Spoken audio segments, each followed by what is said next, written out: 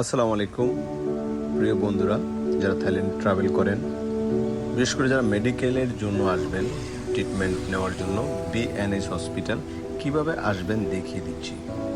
সবার প্রথম জানাচ্ছি যে বিটিএস যে স্টেশন সালাডেং, এই সালাডেং থেকে আপনারা নেমে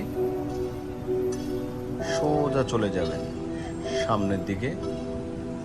পার্ক সিলাম নামে একটা বিল্ডিং আছে, বায়ে অনেক বড় মার্কেট প্লাস অফিস বিল্ডিং। এই বিল্ডিংটা ঠিক এটা সম্মুখ দিয়ে এগুলোই বায়ে একটা রোড দেখবেন, বামে আপনারা আস্তে চলে যাবেন।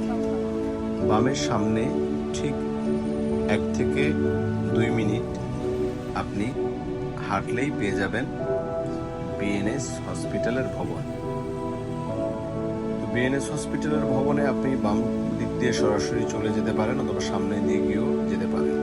বিএনএস হসপিটালটা অনেক পুরাতন একটা হাসপাতাল, যেটা একটা বেসরকারি হাসপাতাল।